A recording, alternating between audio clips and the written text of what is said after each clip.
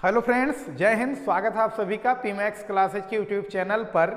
तो आज हम लोग पढ़ने चल रहे हैं वेव ऑप्टिक्स का तीसरा पार्ट, और इसमें हम पढ़ेंगे यंग का द्विक रेखा छिद्र प्रयोग। और इसके पहले हम लोगों ने व्यतिकरण का डेरिवेशन किया था, तीव्रता का फॉर्मूला डेरिवेशन किया था, संपोषी और विनाशी व्यतिकरण का क्या कंडीशन है, तो वो सब हम लोग पिछले वाले वीडियो में डिस्कस किए थे। अगर वो आप देख कर आए हैं तो ये वीडियो बड़ा ही बेहतरीन होने वाला है, समझ में आएगा। और मोस्ट इम्पॉर्टेंट टॉपिक है, बोर्ड का या ग्रेजुएशन का भी बड़ा ही इम्पॉर्टेंट टॉपिक माना जाता है ये। तो आइए स्टार्ट करते हैं। YDSE young double slit experiment इस नाम से मशहूर है, YDSE के नाम से मशहूर है। फिलहाल YDSE पढ़ने से पहले कुछ बेसिक टर्म हम लोगों को पता होने चाहिए जो बार बार आएगा। तो पहला चीज है एक वर्णी प्रकाश। क्या है? Monochromatic light. एक वर्णी प्रकाश, मोनोक्रोमेटिक लाइट। तो मोनोक्रोमेटिक लाइट क्या है, एक वर्णी प्रकाश क्या है? तो मोनो माने होता है एक और क्रोमेटिक माने होता है कलर। बात समझ में आई? एक कलर वाली कोई लाइट और जिसकी इंटेंसिटी तीव्रता क्या हो, बहुत ही अधिक हो। जिसकी तीव्रता क्या हो, बहुत अधिक हो, वो लाइट इधर उधर बिखर ना रही हो। बात समझ में आई? जैसे बल्ब और एलईडी जो है वो मोनोक्रोमेटिक लाइट नहीं है, क्योंकि उसका प्रकाश चारों दिशाओं में क्या होता है, फैल जाता है। लेजर लाइट को हम एक वर्णी प्रकाश मान सकते हैं। बात समझ में आई? तो मोनोक्रोमेटिक लाइट या एक वर्णी प्रकाश जिसकी तीव्रता बहुत उच्च हो और एक कलर हो, तो उसे बोलते हैं एक वर्णी प्रकाश। तो अगर हम एक वर्णी प्रकाश बोलेंगे तो तुरंत समझ जाना कि बल्ब या एलईडी की बात नहीं हो रही है। लेकिन हालांकि जब यंग साहब का आज हमें एक्सपेरिमेंट पढ़ना है तो उस समय तो इतने उन्नत किस्म की सब टेक्नोलॉजी नहीं थी, फिर भी अभी उसको देखेंगे। फिर दूसरी चीज क्या है, कला संबद्ध स्रोत। कला संबद्ध स्रोत। कला संबद्ध स्रोत क्या होता है? कोहेरेंट सोर्स क्या होता है? तो कोहेरेंट सोर्स उन्हें बोल सकते हैं जिनसे निकलने वाली तरंगों में आवृत्ति समान हो। दो या दो से अधिक ऐसे स्रोत जिनसे निकलने वाली तरंगों में अगर फ्रीक्वेंसी सेम हो, तो उन दोनों सोर्सों को या दो से अधिक सोर्सों को हम क्या बोलेंगे? कला संबद्ध स्रोत बोलेंगे। बड़ा मुश्किल काम होता है कला संबद्ध स्रोत प्राप्त करना, ठीक है। कोहेरेंट सोर्स यानी कभी भी अगर दो सोर्स से लाइट निकल रही है वेव के फॉर्म में और अगर उनकी फ्रीक्वेंसी सेम है, तो उन दोनों सोर्सों को हम क्या बोलेंगे? कोहेरेंट सोर्स बोलेंगे।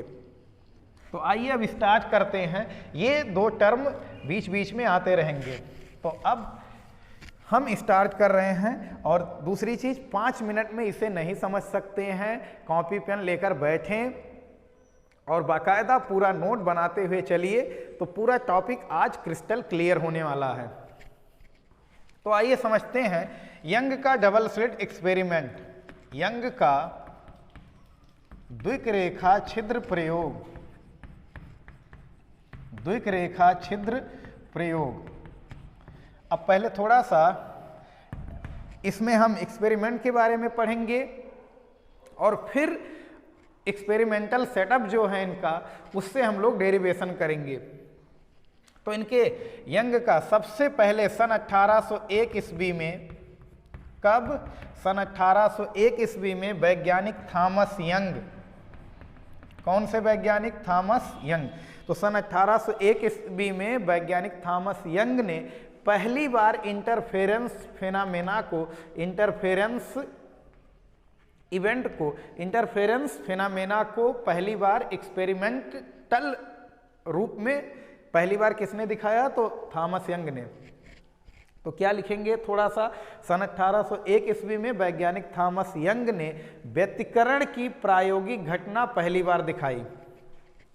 यानी एक्सपेरिमेंट करके दिखाया कि हाँ, इंटरफेरेंस नाम की चीज होती है। क्या होता है इनके सेटअप में? एक पर्दा होता है यल, 3 पर्दे होते हैं। इससे कुछ दूरी पर एक दूसरा पर्दा होता है यम, फिर इससे कुछ दूरी पर एक तीसरा पर्दा होता है, क्या, यन होता है। तो इनके सेटअप में कितने पर्दे होते हैं, 3 पर्दे। यहां पर कोई एक वर्णी प्रकाश स्रोत रखा जाता है, कैपिटल यस। फिर यहां पर 2 रेखा छिद्र पर्दे यम पर 2 रेखा छिद्र यस1 और क्या होते हैं, यस2 होते हैं। फिर तीसरा पर्दा है, यहां पर क्या बनेगा, यहां पर इंटरफेरेंस पैटर्न बनेगा, व्यतिकरण प्रतिरूप बनेगा। तो पहली चीज, सबसे पहली बार सन 1801 ईस्वी में इंटरफेरेंस फेनामेना को प्रैक्टिकली करके किसने दिखाया, तो वैज्ञानिक थॉमस यंग ने। और जैसा कि हम थॉमस यंग के बारे में पहले ही बताए हैं, अगर आप नहीं भी जानते हैं तो इनके बारे में कहा जाता है the last man on the earth who knows infinity, the last man on the earth who knows infinity. तो इनके सेटअप में कितने पर्दे होते हैं, इनके सेटअप में 3 पर्दे होते हैं। यहां पर एक रेखा छिद्र होता है जहां पर एक वर्णी प्रकाश स्रोत यस रखा गया होता है। फिर इसके सीध में ना रखकर, इसके सीध में नहीं बल्कि यहां से समान दूरी पर, यानी इससे जितनी दूरी इसकी है उससे इतनी ही दूरी इसकी है, सीध में नहीं। एक छिद्र ऊपर करते हैं, एक छिद्र कहां, नीचे। रेखा छिद्र, छिद्र का आकार क्या होना चाहिए, बहुत छोटा, वेरी स्मॉल। फिर इससे लगभग 1 मीटर की दूरी पर। अच्छा, एक चीज और, इन छिद्रों के बीच की दूरी जनरली मिलीमीटर में होता है, बहुत कम होता है, मिलीमीटर या उससे भी कम हम रखते हैं छिद्रों के बीच की दूरी। और ये जो तीसरा वाला पर्दा है, इस दूसरे पर्दे से लगभग, मैक्सिमम लगभग बोल रहे हैं 1 मीटर की दूरी पर रखा जाता है। तो सेटअप में क्या क्या रखना होता है, समझ में आई बात। अब जब कोई एक वर्णी प्रकाश पर्दे यल पर आपतित किया जाता है तो ये प्रकाश आगे इस तरह से बढ़ता है और आगे इस तरह से वेव फ्रंट आगे बढ़ता है। फिर वेव फ्रंट का तरंगाग्र का प्रत्येक बिंदु नए प्रकाश स्रोत का कार्य करता है और ये अपने में से द्वितीयक तरंगिकाओं का क्या करता है, उत्सर्जन करता है।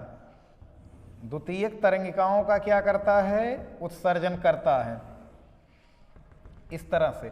और ये हम dark dash dark dash dark dash इस तरह से बना रहे हैं, एक डॉटेड एक डार्क लाइन बना रहे हैं।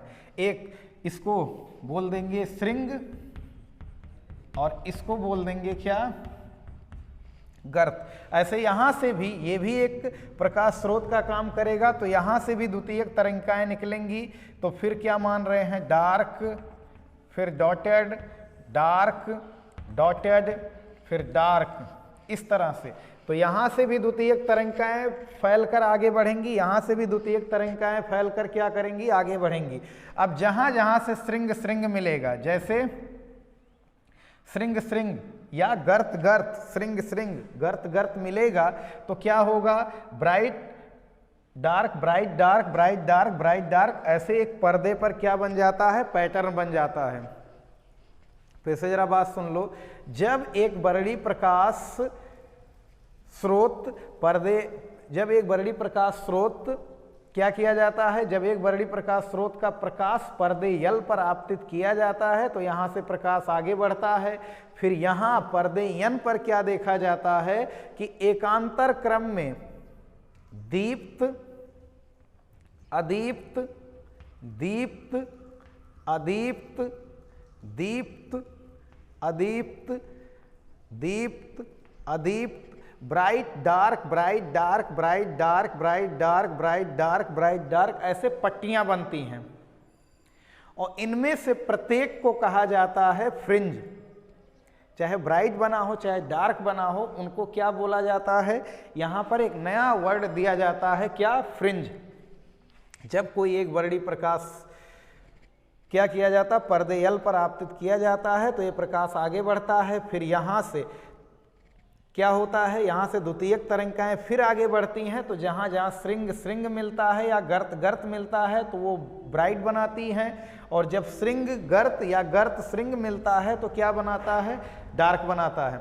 और जिससे पर्दे यन पर एक पैटर्न बन जाता है, bright dark, bright dark, bright dark का, दीप्त अदीप्त, दीप्त अदीप्त, इस तरह का एक पैटर्न बन जाता है। और इसमें से प्रत्येक को, ब्राइट को या डार्क को, प्रत्येक को क्या बोला जाता है, फ्रिंज।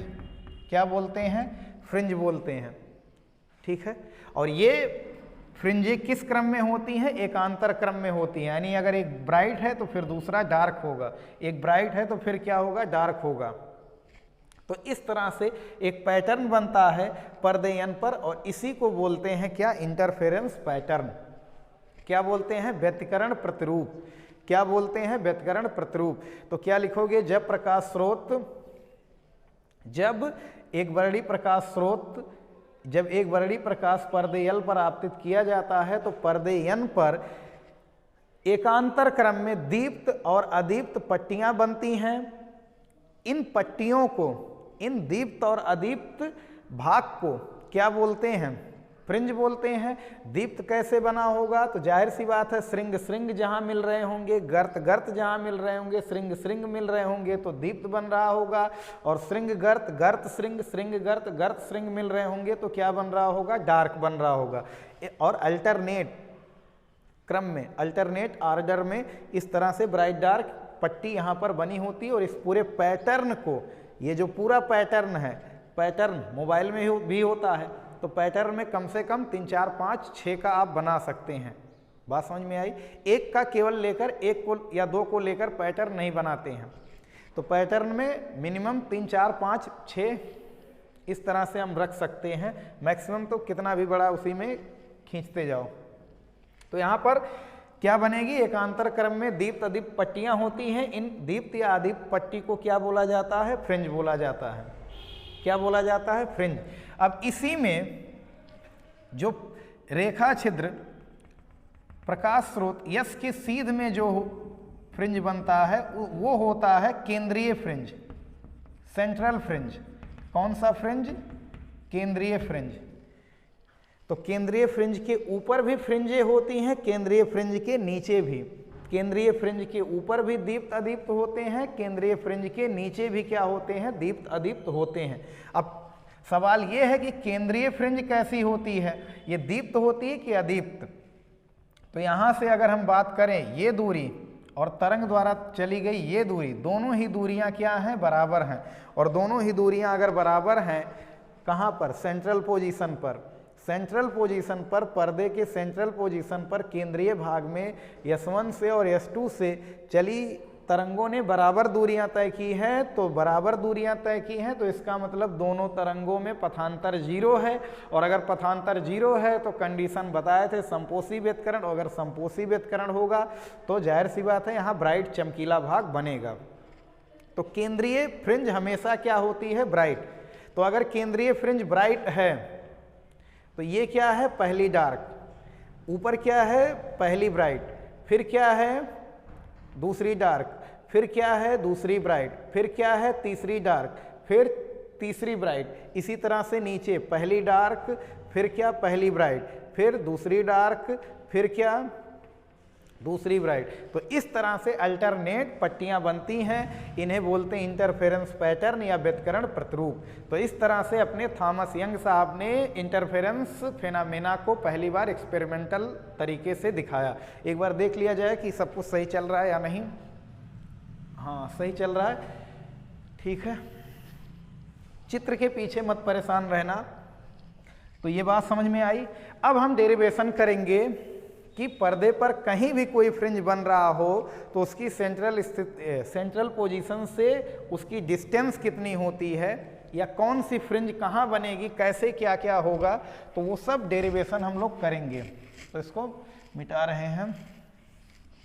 अगर एक बार में बात नहीं समझ में आई है तो एक बार और रिवर्स करके देख सकते हैं, फिर से पूरी बात जेहन में बैठ जाएगी। तो अब आइए हम लोग डेरिवेशन करेंगे कि कोई फ्रिंज दीप्त फ्रिंज या अदीप्त फ्रिंज की स्थिति का फॉर्मूला निकालेंगे पथांतर के बेस पर। तो फिर वही चीज, ये मान लिया एक रेखा छिद्र S1 और ये वाला एक रेखा छिद्र क्या है? S2 है। पहला वाला पर्दा नहीं बना रहे हैं क्योंकि मेन काम तो यही इसी पर्दे का है। अच्छा, अब एक चीज और भी बताना भूल गए। अब ऐसा क्यों किया? उन्होंने एक वर्णी प्रकाश वहां रखा, एक बरड़ी प्रकाश स्रोत वहाँ रखा और आगे 2 छिद्र किया, तो इससे फायदा क्या हुआ कि वहाँ से जो लाइट चली है, रेखा छिद्र यस से जो लाइट चली है वो लाइट बदल नहीं रही है, मोनोक्रोमेटिक लाइट है तो लाइट बदल नहीं रही है। तो यानी जो लाइट सारा का सारा लाइट एक ही स्रोत से निकला हुआ है, तो सारा का सारा प्रकाश अगर एक ही स्रोत से निकला हुआ है तो सारे के सारे प्रकाश क्या होंगे, एक वर्णी होंगे। बात समझ में आई। और सारे प्रकाश का, वहाँ वाली तरंग का, नीचे वाली तरंग का, बीच वाली तरंग का, किसी भी तरंग की फ्रीक्वेंसी हमेशा क्या रहेगी, समान रहेगी। अगर समान रहेगी तो हम उनको कला संबद्ध स्रोत कह सकते हैं। और बड़ी मुश्किल है कि एक साथ 2 कला संबद्ध स्रोत या 2 प्रकाश स्रोत ऐसे या 2 तरंगे हम ऐसी भेजें कि जिनकी फ्रीक्वेंसी समान हो, ये बड़ा ही मुश्किल काम है। तो यंग साहब ने दिमाग लगाया, गजब का दिमाग लगाया कि क्यों ना हम एक ही स्रोत रखें और वहाँ से आगे चलकर वहीं से प्रकाश उसी का जा रहा है, वहीं से वो 2 स्रोत में बढ़ जाए, तो प्रकाश तो चूंकि एक ही स्रोत का है तो फ्रीक्वेंसी भी क्या होगी, जितनी भी तरंगे निकलेंगी सबकी समान होगी। तो ये S1 और S2 2 रेखा छिद्र हैं। ये अपना पर्दा है, लास्ट वाला पर्दा। इनके छिद्रों के बीच की दूरी हमने बताया जैसा कि मिलीमीटर में होगा, तो हम ये डिस्टेंस मान ले रहे हैं कितना है, स्मॉल d है। कितना है, स्मॉल d। ये वाला पोजीशन से हम मान ले रहे हैं ये है अपना सेंट्रल पोजीशन, O केंद्रीय स्थिति है। इस पॉइंट को मान ले रहे हैं यम, मान ले रहे हैं कितना, मान ले रहे हैं यम। अब हम मान रहे हैं ये रेखा स्रोत S1 से एक तरंग पहुंच रही है कहां पर, P पॉइंट पर। रेखा स्रोत S1 से एक तरंग पहुंच रही है कहां पर, P पॉइंट पर। और फिर रेखा स्रोत S2 से भी एक तरंग पहुंच रही है कहां पर, P पॉइंट पर। कहां पर, P पॉइंट पर। अब दोनों तरंगे जब यहां पर अध्यारोपण करेंगी तो या तो संपोषी व्यतिकरण होगा या तो विनाशी व्यतिकरण। हमें तो ये नहीं पता है यहां कौन सा व्यतिकरण होगा, संपोषी व्यतिकरण होगा या विनाशी व्यतिकरण। लेकिन हाँ एक चीज क्लियर है, सेंट्रल पोजीशन पर तो संपोषी व्यतिकरण ही होगा, दीप्त फ्रिंज यानी ब्राइट फ्रिंज ही बनेगी। रीजन अभी हमने बताया कि जो यहाँ से चली हुई दूरी और यहाँ से चली हुई दूरी तरंग द्वारा क्या है, समान है, तो पथांतर 0 आएगा। पथांतर 0 आएगा तो जाहिर सी बात है यहाँ पर तो दीप्त बनेगा, यानी यहाँ ब्राइट फ्रिंज बनेगी, फिर डार्क, फिर डार्क, फिर ब्राइट, फिर डार्क, फिर ब्राइट, डार्क, ब्राइट, डार्क, ऐसे बनेगा। तो यहाँ तो पता है नहीं कि पता नहीं कितने ब्राइट डार्क इस बीच में बने हैं, तो यहाँ ब्राइट बनेगा या डार्क बनेगा हम पहले से नहीं बता सकते हैं। तो हम क्या करेंगे, यहाँ ब्राइट बना है या डार्क बना है, या कौन सा ब्राइट या कौन सा डार्क बना है, उसकी हम सेंट्रल पोजीशन से दूरी मान ले रहे हैं कितना है, xn है। कितनी है दूरी, xn। yn भी मान सकते हैं, बहुत सी बुकों में अलग अलग रिप्रेजेंटेशन होता है, तो उसके पीछे हम लोगों को एकदम नहीं परेशान रहना है। xn मान लो, या आपको अगर अच्छा लगे तो y की तरह ये है तो yn मान लो। बात समझ में आई। S1 से और S2 से चलने वाली तरंगे जब P बिंदु पर पहुंची हैं तो यहाँ पर कौन सा व्यतिकरण हुआ है, यानी यहाँ दीप्त फ्रिंज बना है या अदीप्त फ्रिंज बना है, हमें ये नहीं पता। लेकिन हाँ ये हम मान ले रहे हैं कि केंद्रीय स्थिति से इसकी दूरी कितनी है, xn है।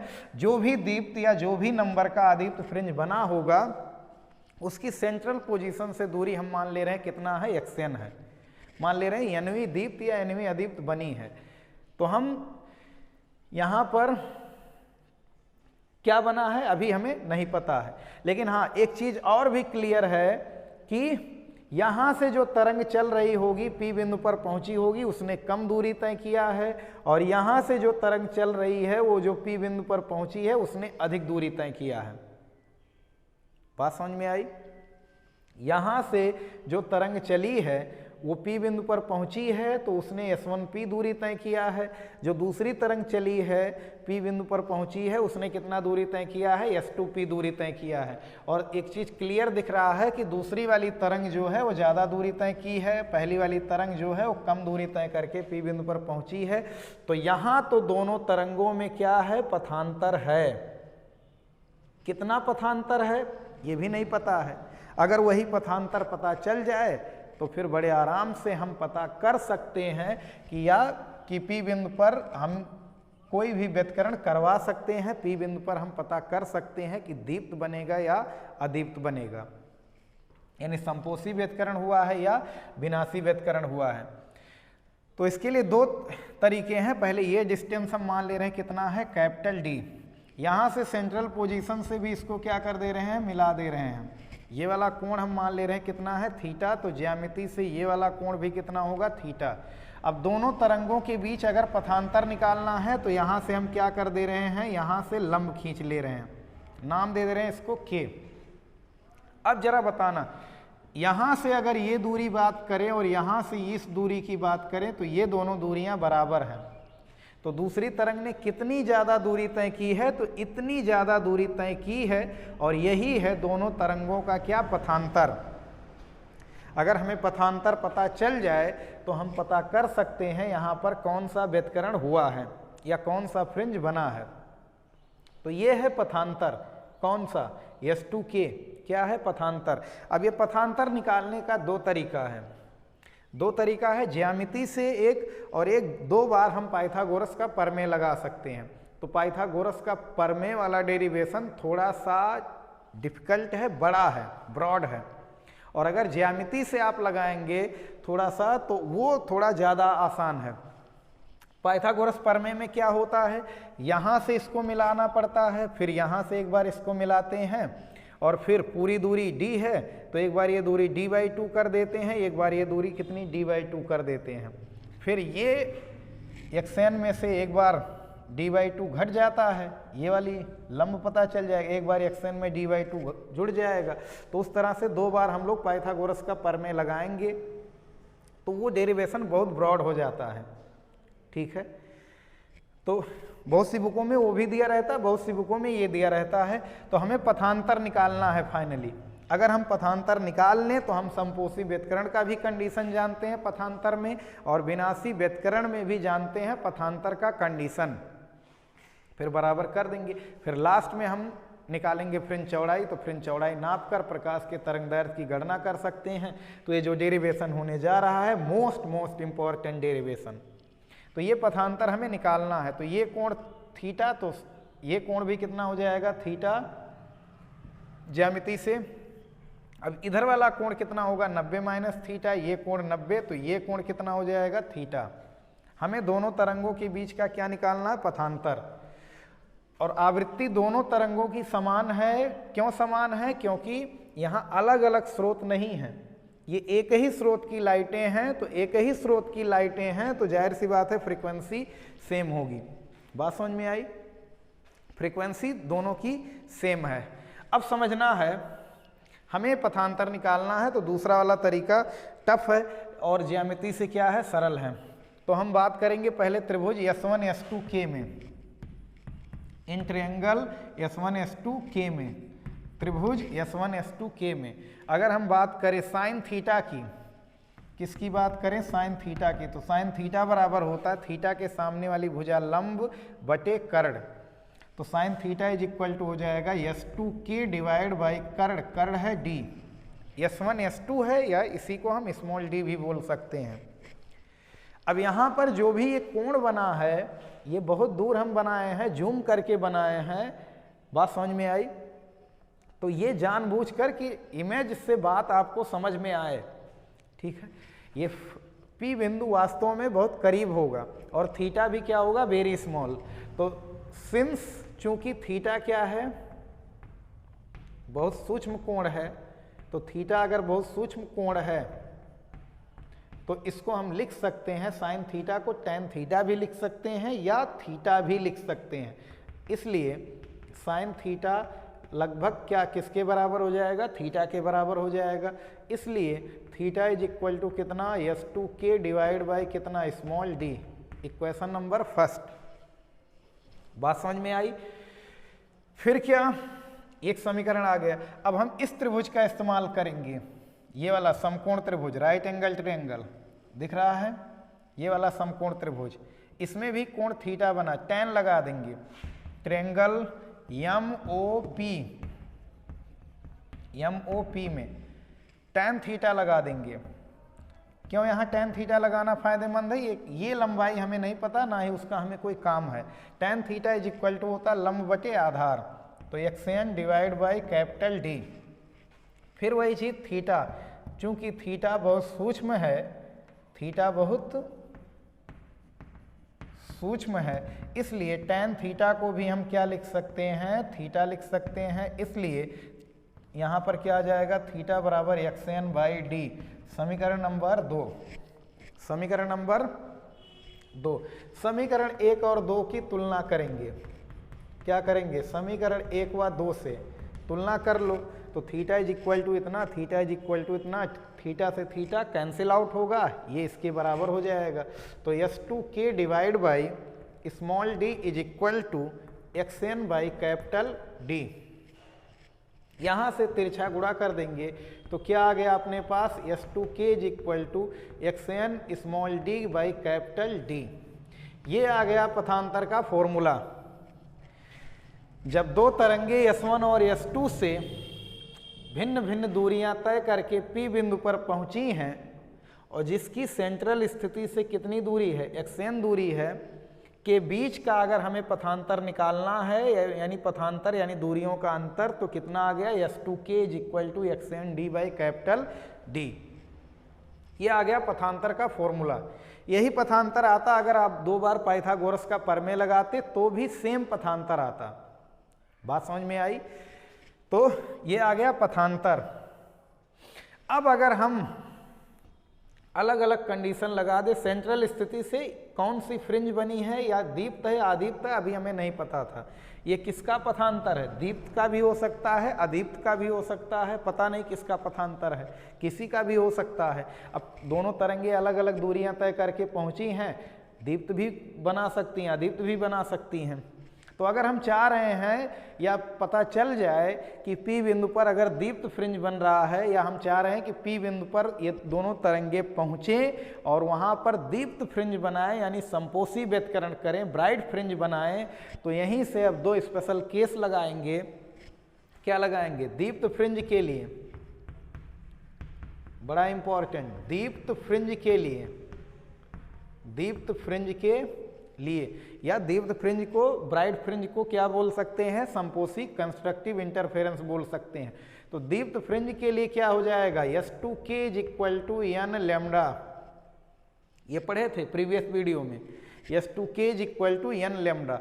तो इसी s2k को हम बराबर कर देंगे n लैम्डा के, यानी कितना? xn small d by capital D is equal to n lambda. तो कैपिटल D इधर चला जाएगा, तो xn इज इक्वल टू हो जाएगा n d lambda by small d।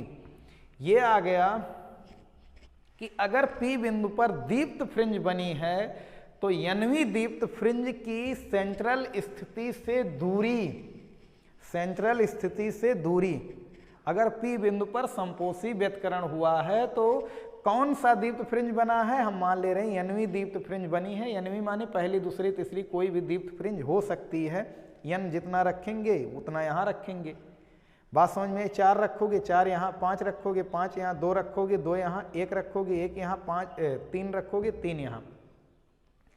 क्या फिक्स है? कैपिटल D फिक्स है, लैम्डा फिक्स है, स्मॉल d फिक्स है।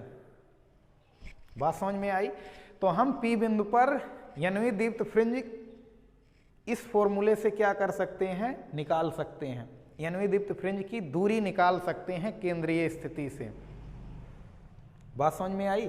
n d lambda by small d दीप्त फ्रिंज के लिए, जहां n की वैल्यू कितनी है? तो जहां n is equal to n lambda में क्या आया था? 0 से शुरुआत किए थे, 0 plus minus 1 plus minus 2 plus minus 3 and so on. Plus minus क्यों लगा रहे हैं? क्योंकि कोई मायने थोड़ो ना है कि ये चित्र ऊपर ही बनाया जाए, यहाँ भी तो नीचे भी तो बन रहा है। अभी यही बात समझाए थे स्टार्टिंग में कि केंद्रीय स्थिति के ऊपर भी फ्रिंज बन रही हैं, नीचे भी फ्रिंज बन रही हैं। केंद्रीय पर दीप्त बना है, फिर अदीप्त, दीप्त, अदीप्त, दीप्त, अदीप्त, तो ऐसे मान लिया P बिंदु पर दीप्त बन रहा है, तो ये होगा nवीं दीप्त फ्रिंज की केंद्रीय स्थिति से दूरी ये होगी। अब अगर हम चाह रहे हैं कि P बिंदु पर अदीप्त बने, तो अदीप्त फ्रिंज के लिए अदीप्त फ्रिंज के लिए एक बार देख लें, कट तो नहीं रहा है, नहीं कट नहीं रहा है। अदीप्त फ्रिंज के लिए, तो अदीप्त फ्रिंज के लिए इसी पथांतर को हम कर देंगे अदीप्त यानी विनाशी व्यतिकरण वाला कंडीशन लगा देंगे। तो विनाशी व्यतिकरण के केस में, विनाशी व्यतिकरण के केस में पथांतर का फॉर्मूला अगर याद है तो उसी को बराबर कर दो किसके, तो अदीप्त फ्रिंज के लिए क्या करेंगे, S2k इज इक्वल टू कितना n-1/2 इंटू लेमडा कर देंगे। अब S2k बराबर आया है क्या, ये तो किसी का भी हो सकता है, दीप्त का अदीप्त का दोनों का हो सकता है। तो यही अगर इसके बराबर हो जाए, यही पथांतर अगर इसके बराबर हो जाए तो P बिंदु पर विनाशी व्यतिकरण होगा, मीन्स अदीप्त फ्रिंज बनेगा। तो क्या हो जाएगा, xnd/D is equal to n-1/2 into lambda. तो कैपिटल डी इधर भेज देंगे, स्मॉल डी नीचे भेज देंगे, तो xn इज इक्वल टू आ गया अपने पास formula n-1/2 in bracket capital D lambda by कितना स्मॉल डी। ये आ गया फॉर्मूला कि n वीं अदीप्त फ्रिंज की दूरी का। अगर केंद्रीय स्थिति से xn दूरी पर n-वीं अदीप्त फ्रिंज बनी है तो उसकी डिस्टेंस हम इस फॉर्मूले से निकाल सकते हैं।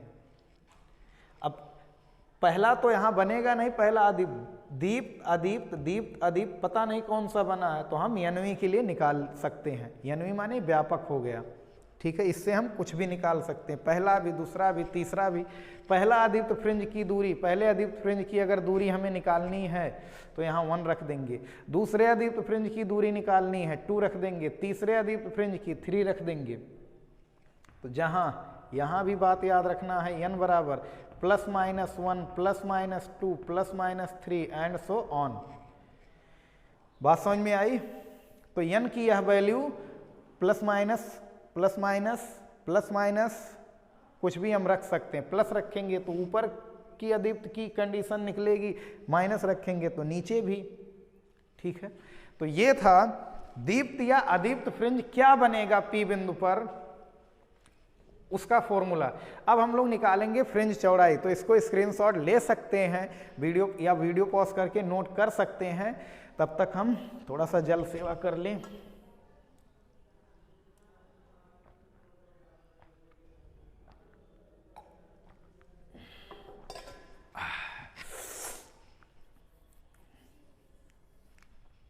तो यस, वेलकम बैक। इसको मिटा रहे हैं।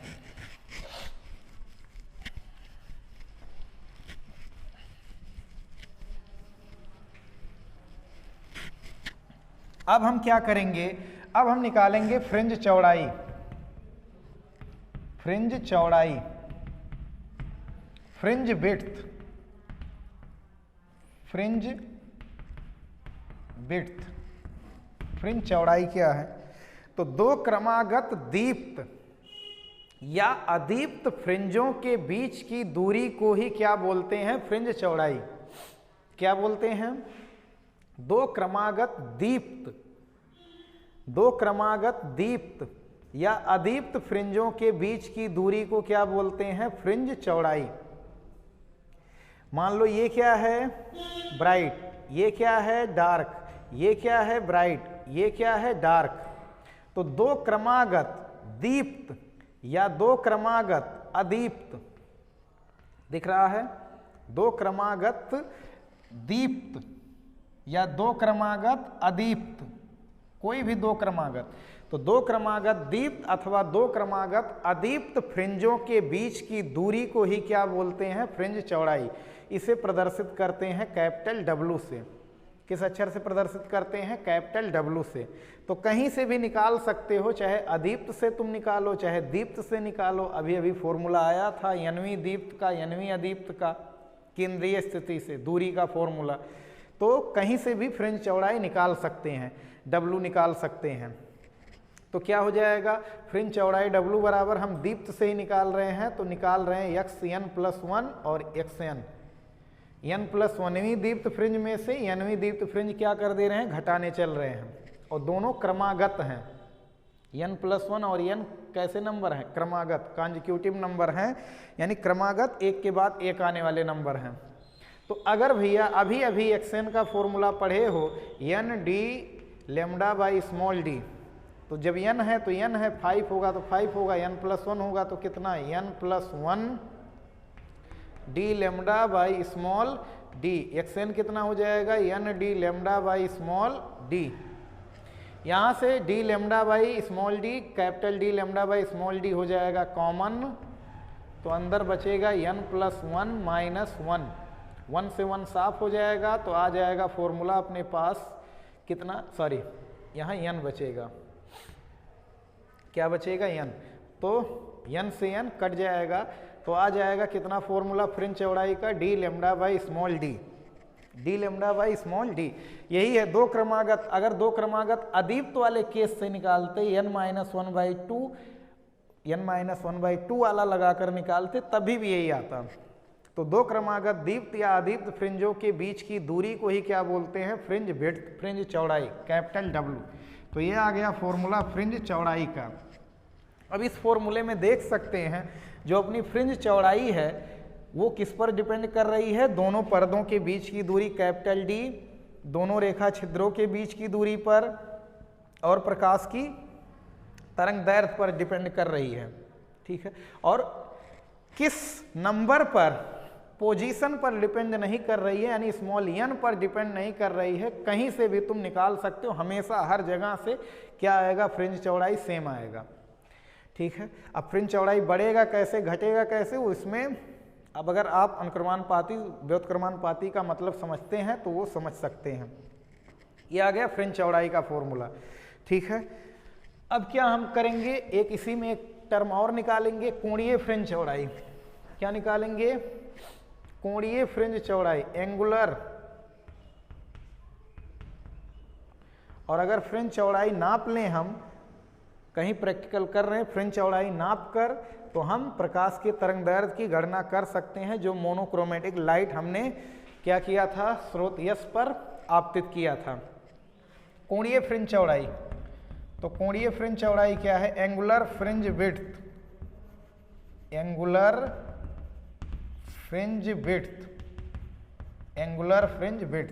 तो एंगुलर फ्रिंज विड्थ क्या होता है, तो जैसे देख रहे हैं यहाँ पर ये वाला कोण कितना है, थीटा है। तो क्या थीटा हमेशा फिक्स रहने वाला है कि थीटा भी वैरी कर रहा है, थीटा भी बदल रहा है, बात समझ में आई। यही है थीटा है क्या, कोणीय फ्रिंज चौड़ाई। अब अगर ये किस फ्रिंज की बात कर रहे हैं, n की कि किसकी बात कर रहे हैं, अगर यहाँ पर P बिंदु आ जाए, यहाँ पर P बिंदु आ जाए, P बिंदु यहाँ पर आ जाए, P बिंदु की पोजीशन अगर हम बदलते चलें तो थीटा की भी पोजीशन क्या होगी, बदलती जाएगी, थीटा की भी पोजीशन बदलती जाएगी, ठीक है। तो थीटा n को ही बोलते हैं क्या, थीटा को ही बोलते हैं क्या, कोणीय फ्रिंज चौड़ाई, बल्कि थीटा n को बोल सकते हो। अब ये क्या होता है, फ्रिंज चौड़ाई थीटा n का फॉर्मूला क्या होगा, लंब बटे आधार, लंब बटे आधार। तो क्या हो जाएगा, ये हो जाएगा xn डिवाइड बाई कितना, xn divide by capital D। ये एक व्यापक फॉर्मूला आ गया, ये कोण का फॉर्मूला आ गया किसी भी n के लिए, किसी के लिए भी लिए। तो अगर हम दो क्रमागत कोणीय चौड़ाइयों का अंतर कर दें, अगर दो, ये तो कोणीय चौड़ाई का फॉर्मूला आ गया n का, ठीक है। अब दो क्रमागत, अगर दो क्रमागत कोणीय चौड़ाइयों का अंतर अगर कर लें, दो क्रमागत कोणीय चौड़ाइयों का अगर अंतर कर लें तो हमें मिलेगा कोणीय फ्रिंज चौड़ाई। तो उसको हम लोग प्रदर्शित करते हैं थीटा से, किससे, थीटा से। और थीटा बराबर हो जाएगा थीटा n प्लस 1 माइनस कितना, थीटा n। दो क्रमागत कोणीय फ्रिंज चौड़ाइयों के अंतर से, या दो क्रमागत कोणीय फ्रिंज चौड़ाइयों के अंतर को ही क्या बोलते हैं, कोणीय फ्रिंज चौड़ाई। ये केवल और केवल क्या है, कोणीय चौड़ाई, किस फ्रिंज की, n फ्रिंज की, दीप्त या अदीप्त कोई भी, बात समझ में आई। तो theta is equal to theta n plus 1 minus theta n। Theta n plus 1 वहाँ से क्या हो जाएगा, जब थीटा है n है तो n है, तो कितना हो जाएगा, जब n प्लस 1 रखोगे तो यहाँ भी x n plus 1 capital D fix रहने वाला है, थीटा n की जगह x n बाई कितना, कैपिटल D, 1/d हो चुका है कॉमन, अंदर बचा x n plus 1 minus x n। ये कौन है, ये है कैपिटल डब्लू, तो 1/D इंटू कैपिटल डब्लू, तो 1/D डब्लू की जगह अभी अभी आया है फॉर्मूला ताज़ा ताज़ा D lambda by small D से डी कट जाएगा, तो ये आ गया कोणीय फ्रिंज चौड़ाई का फॉर्मूला। यानी कोणीय फ्रिंज चौड़ाई भी n पर डिपेंड नहीं करती है, यानी थीटा बराबर आ गया लैम्डा बाई स्मॉल डी। और ये क्या है, कोणीय चौड़ाई किसकी, दीप्त का अगर निकालना है तो दीप्त का xn रख दो, अदीप्त का निकालना है तो अदीप्त का xn रख दो। तो ये था पूरी YDSE, ये थी पूरी YDSE young double slit experiment का सारा डेरिवेशन, कंप्लीट कंसेप्ट। तो आई होप समझ में आप लोगों को आया होगा। कहीं अगर कन्फ्यूजन होगा या कहीं कोई सुझाव होगा तो उसको कमेंट बॉक्स में ज़रूर बताइएगा। और हाँ, चैनल को सब्सक्राइब कीजिए, अगर अभी तक नहीं किए हैं बेल आइकन को ज़रूर दबाइए, अपने दोस्तों में शेयर करिए और सपोर्ट करिए, क्योंकि ऐसे वीडियो बनाने में बहुत मेहनत लगता है। ठीक है, तो आप लोग इतना सपोर्ट कर सकते हैं। अब हम अगले वीडियो में पढ़ेंगे कि अगर दोनों तरंगों में से किसी एक तरंग के मार्ग में अगर कोई गुटका रख दिया जाए, पारदर्शी गुटका, तो ये फ्रिंज चौड़ाई शिफ्ट हो जाती है। अब फ्रिंज चौड़ाई शिफ्ट हो जाती है, उधर शिफ्ट होती है जिसके मार्ग में गुटका रखा जाता है। अब कितना शिफ्टिंग होती है, तो या गुटके की मोटाई या शिफ्टिंग हुई है, तो उस तरह से हम उसमें निकालेंगे, तो उसको नेक्स्ट वीडियो में पढ़ेंगे। तो पढ़ाई करते रहें। All the very best.